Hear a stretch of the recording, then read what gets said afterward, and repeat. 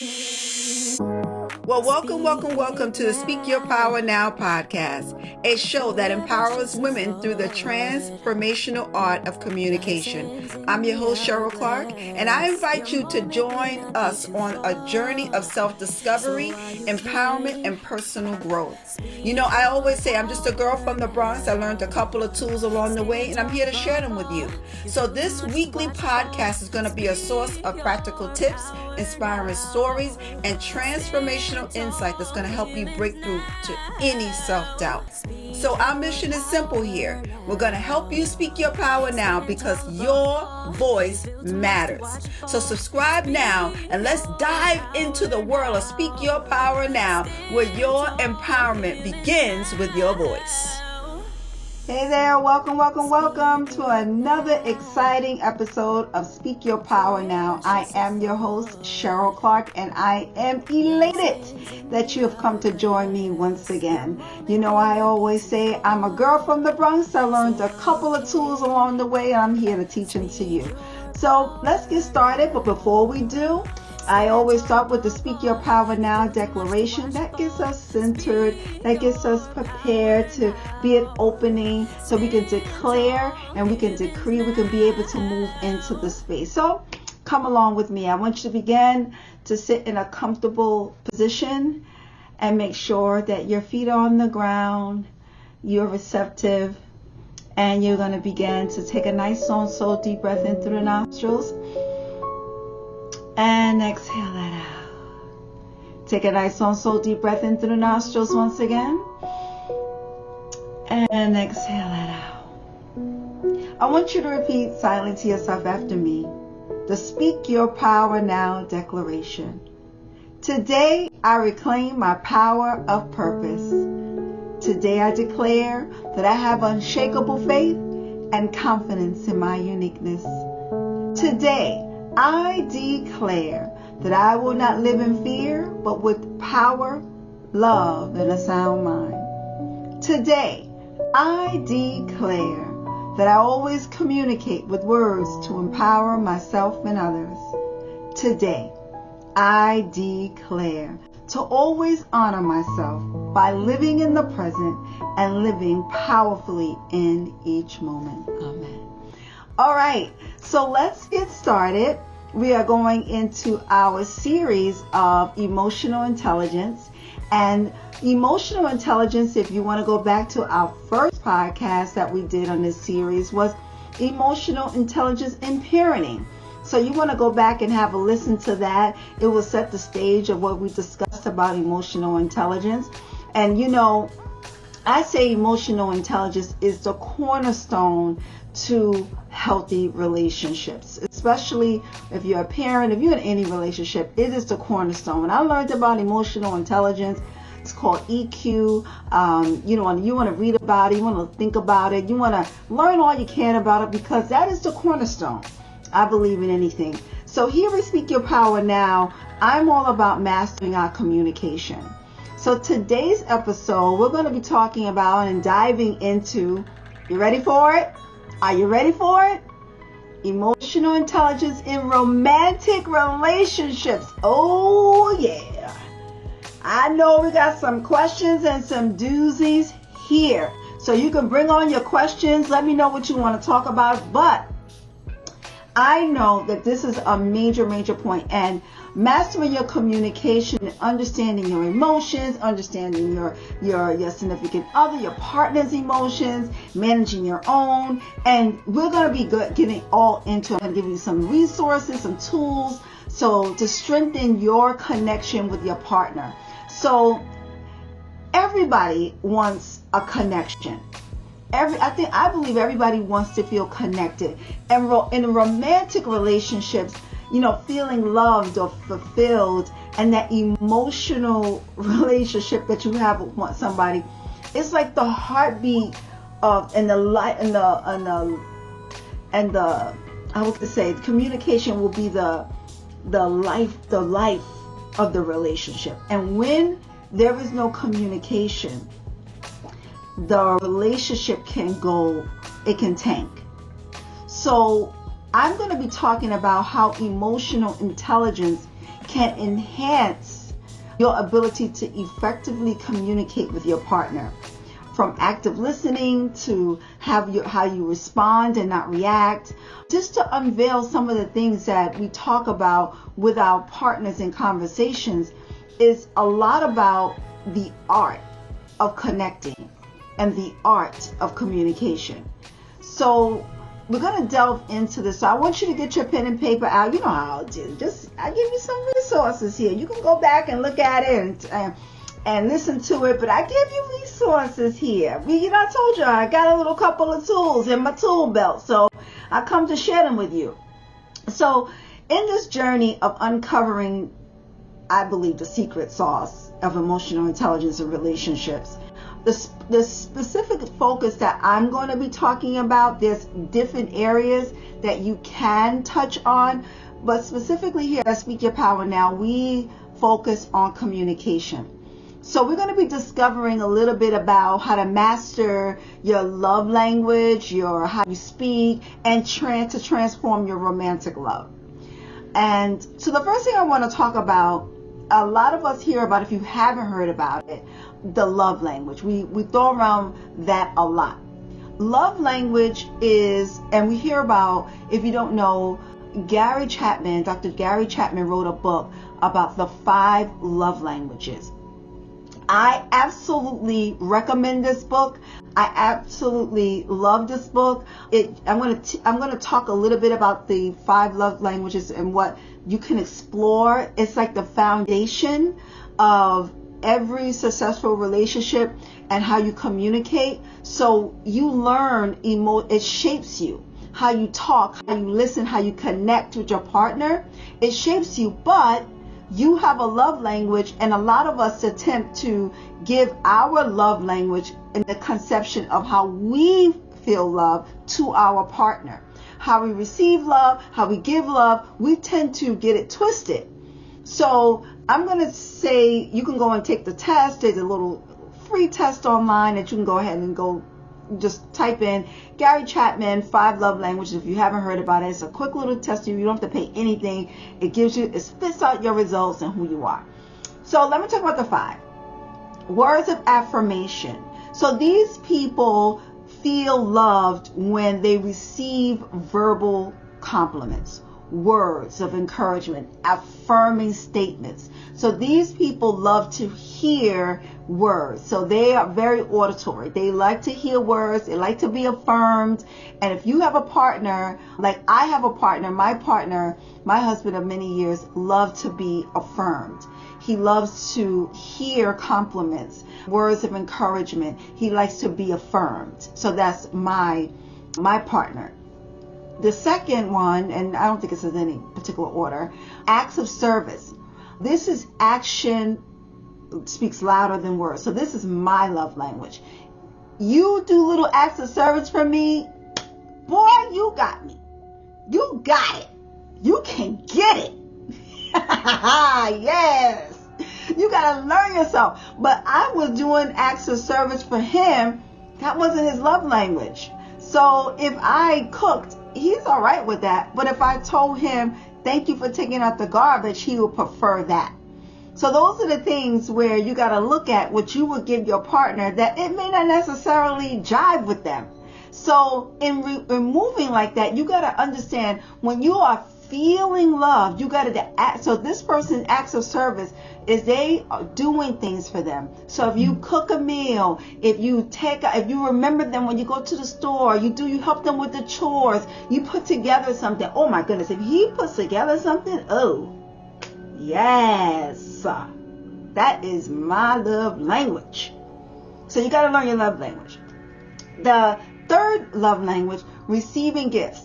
Some people, they show their love by receiving thoughtful gifts. So showing your partner that you care, that you think about them, that you pick them something up. A little trinket doesn't really have to cost a whole lot, but they love gifts. You got to know it.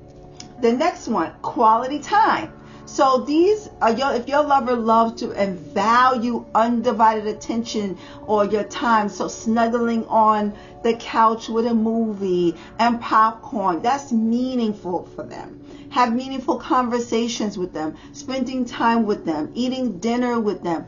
They love those activities. So those quality time, you got to be in touch with that. The next one, physical touch. There are some people that love the physical touch. Now, this goes two ways, because I also talk about, myself and my husband wrote a book, The Power of 4 A's, and affection is one of those things that in general across the board, we should be doing physical touch. A lot of times in our relationship, we tend to take that away first. Remember when you used to get in an argument or angry or something, the first thing that goes is usually your sex life. So, or you take away that, or you take away your hugs, you take away your kisses. That doesn't work, because people need touch. They need the physical touch, kisses and hugs. That's in general. Now, if this is your spouse's, your partner's love language, then they probably need more of it. Okay, so that's a good resource. Dr. Chapman's book, it explains how you get a better understanding of your own and your partner's love language. So just to have that significant resource can improve your relationship. And I just want to emphasize the importance of expressing the way that your partner, it resounds with your partner, not you. You remember, your love language is your love language. So you filling up their tank. He talks a lot about filling up their tank. So you got to look at the relationship. If you want a long-term relationship, it requires you to understand your partner's love language. All right? Because then you value them. You value what they believe in. You value the dynamics of their love and your love and how you communicate that. All right, so the second thing I think is very valuable for your emotional intelligence romantic relationship is the key to active listening. Now, we always talk about active listening. Active listening is more than just you hearing words. It's truly about you understanding what the person is saying and you get them. You know, I believe that in life, that people just want to be gotten. And when people are gotten, people get a higher understanding of, you know, I'm human. I want to be gotten. And if you get me and you hear me and you listen to me, it creates the pathways of being heard. So discovering this powerful, empathetic tool of listening, how deep you can deepen this emotional connection. That's emotional intelligence. I don't care if you're in the workplace, I don't care whatever it is, but today we talk about romantic relationships. If you listen and give a pathway of hearing someone being heard in your relationship, that's golden. So when you get into a space where you can, think about when you're very early on in the relationship. Just think about this. Think about this. When you're early on in the relationship, that little honeymoon stage, you look at your partner with googly eyes. Oh my goodness. Everything they do is cute. Everything they do, oh my goodness. And you love everything about your partner. She's amazing. They are so amazing. Pitter patter, oh my goodness. Fluttery eyes. What an amazing person. And then what starts to happen? Time. You get annoyed by the things you used to get so excited about. Things that just didn't bother you anymore, they just bother you so much. So then you start to get in a deeper thing where now you have blocked your listening, you cannot hear them, and it's a mess. So I want to give you the Gottmans, Dr. Gottman, Gottman. They have a book called The Relationship Cure. Told you I'm going to give you some tools today. So in this book, it talks a lot about communication. This is what I love about this book, because it gives you a sense of, it says in the book that communication is 7% of what means of the spoken word, while 38% comes from the tone of voice. A tone of voice. and speaking patterns. So the words that you are seeing, you got to recognize how you are making that happen. So when you are looking at how you are making the words happen for you, it's the patterns, it's what you're speaking, it's how you're speaking it. So this is where you can begin to move into that. This is how you can actually see how you can move into this. Now, I want to say this opportunity comes in not so much in an avenue where you can look in how you can begin to move into this. Spoken words. How do you now, are you sarcastic? Your tone of voice. It matters. So are you listening to them? So if you are listening to your partner, it's disrespectful when you go in there and you're not hearing them. So your words do matter. Your tone do matter. And when you speak these words, you got to begin to look of what are you communicating? How are you communicating them? Your tone of voice is really important. So it correlates with long-term success in your relationship. So learning how to use these dynamics are important.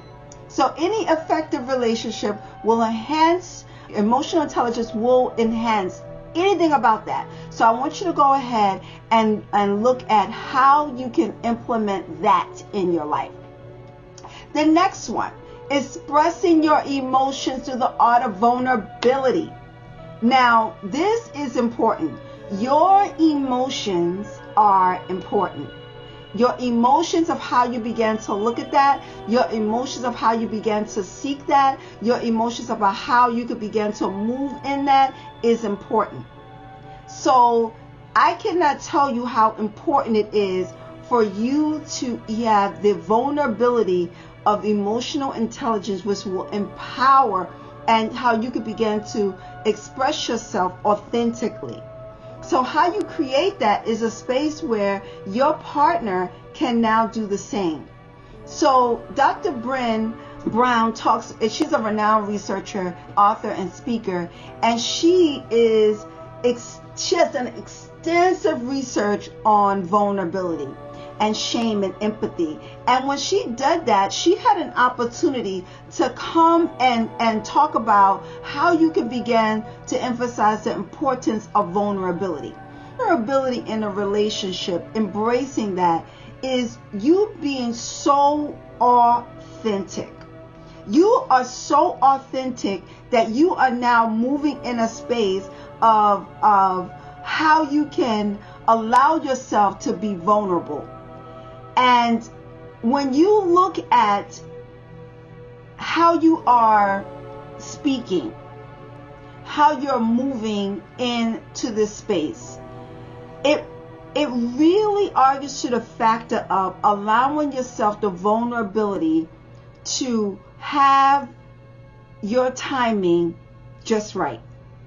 And this is what I mean by that. According to her research, it is not a sign of weakness. Rather, it's a source of strength.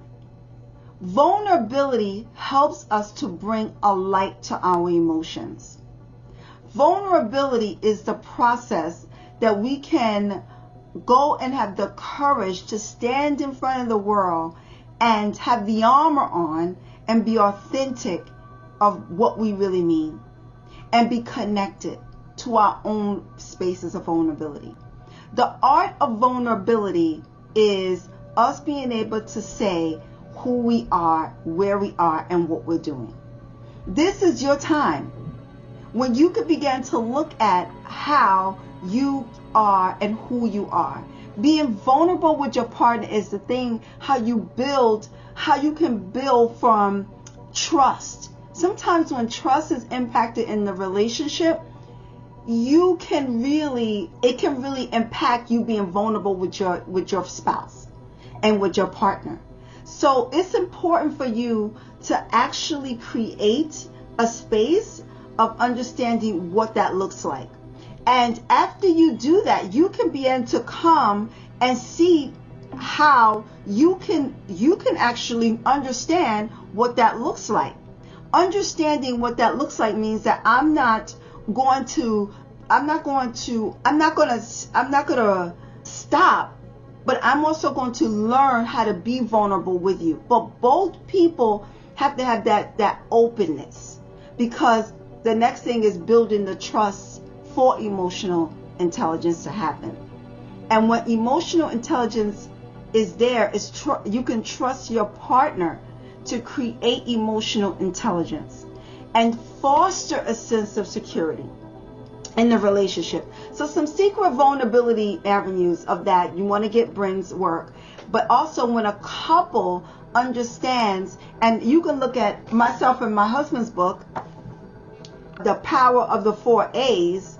We wrote this book, and in this book we talk about how the couple to respect one another in a relationship. We wrote this book because it means that we really wrote this book because we were challenged in our relationship and we was really contemplating divorce.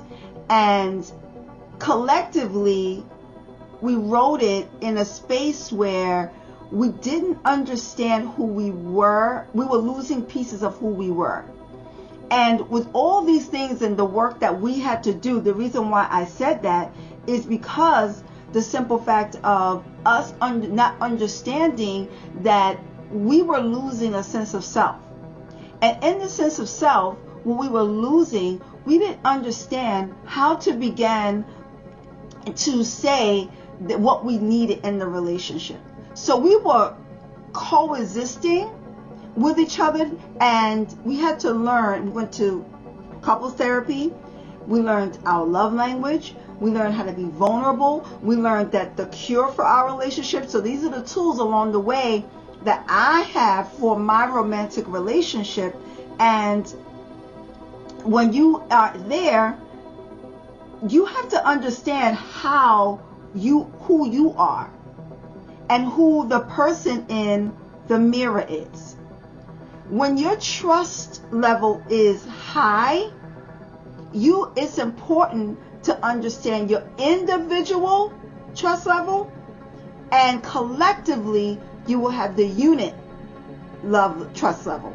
So respect and trust, they work hand in hand. Therefore, if you are essentially understanding both how to respect success, and look who just came in the office as we're talking. We're just talking. It's he usually doesn't come in. I didn't put the thing on the door that was in session. But this is my significant other. And I was just talking about the power of the 4 A's and about how we had to build trust again, and how we had to understand the tools that we use with the love language. And he came in and he brought me something. He knows my love language is acts of service. So he brought me a little something when he came in. So I want to thank you for bringing me something. And he wanted to say something about our building trust. That's what our part was on.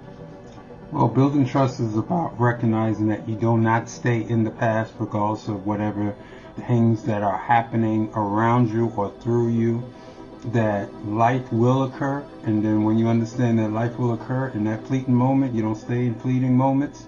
You allow the fleeting moment to happen. Don't dismiss the fleeting moment. Allow the fleeting moment to happen and just move on. And that's what I would say about trust. Well, I would say this. So my husband left earlier today, and we had a little spat. Yeah, I move on. And we moved on. I can't linger. We moved on. So too much energy, wasted energy. Exactly. Well, thank you for coming in, and thank you for bringing me my snack. So that's just what happens. You're in a relationship, we're talking about it, and he just walked into the door. So that is live. That's live. He walked in. But with trust, that is where you could begin to look at how you can build a future love story, and coming closer and bridging that with your partner, bridging how you can have an opportunity to move in that. So there's real opportunities here.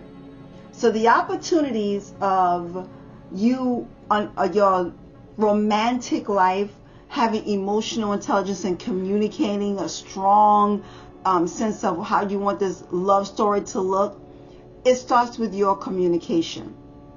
It starts with you understanding your own sense of connection. It starts with you moving into a space of the dance. I call the relationship an intentional dance. So I'm a 90s baby. I'm a 70s baby. I grew up with the 80s and 90s music. And if my husband is dancing to hip hop and I'm doing a slow jam, guess what? We're going to be off beat. And that doesn't work. It just doesn't work. So if I'm jamming and I'm moving and that slow jam come on, Luther comes on, hey, and then a hip hop song comes on, you got to change the beat. I'm nothing wrong with the song, but you got to be in one accord if you want to be in the dance floor with that. I know you got to look at who's in your ear, firstly. That's another thing. When you had these relationships that may not have been the best, I should say the best example. Like, I didn't have the best example growing up. That's why I learned a couple of tools along the way. And together, we're going to learn how the story will unfold. Together, we're going to personally see and share our journey with each other and discover how emotional intelligence can keep you and your partner growing together. Set your shared goals. Envision the future. Envision the now. Stay in the now. Like my husband just said. He came in and said that. He said, listen, I don't live in the past anymore. He used to. And regurgitate. But you let it go. You connect and see how we can move and build a lasting, happy relationship. So whether you're in a long-term relationship or you're navigating the dating world or you're simply just interested in the art of emotional intelligence or heartfelt connections or emotional connecting or emotional intelligence in romantic relationships, just send it to someone else, I hope you enjoyed it. Okay? Because if we all can foster emotional intelligence and our communication, we can explore deeper depths of our own emotions. Because the complexity of love and all this other stuff, it can be a challenge, right? But if we all continue to keep an opening for learning, keep an opening for mastering our own communication, then we can begin to have that romantic relationship. We can begin to delve deeper into our own love languages and understanding that our love stories can be, but you got to write it and you got to be a participant in it. So I hope you enjoyed this. Let me know if there's any other topics you would like to discuss. I know this was a good one. We're going to continue the series on emotional intelligence and relationships. And the next time we're going to come up, we're going to have you empowered. I want to thank my listeners. Thank you for tuning in to another episode. And remember, sometimes your life is defined by one single moment. Let that moment be today. Peace and God bless. Well, thank you for tuning in to another empowering episode of Speak Your Power Now podcast. We hope you found inspiration and valuable insight on your journey of self-expression. Remember, the power of communication is in your hands. And by honing on to this skill, you're going to unlock a world of possibilities. Your journey doesn't end here. Stay connected with us on social media, where we are going to continue the conversation and share your own stories of empowerment. So if you enjoyed this episode today, don't forget to hit us up, subscribe, leave your review, and share it with your friends. Also, feel free to share your thoughts with any questions or ideas you may have for future episodes. Together, we're going to build a community of confident communicators Now, as we wrap up, always remember that your voice has power to inspire, to uplift, and to encourage and change. Keep speaking your truth and empowering yourself, and embrace the power within. Until next time, remember, your life is defined by one single moment. Let that moment be today.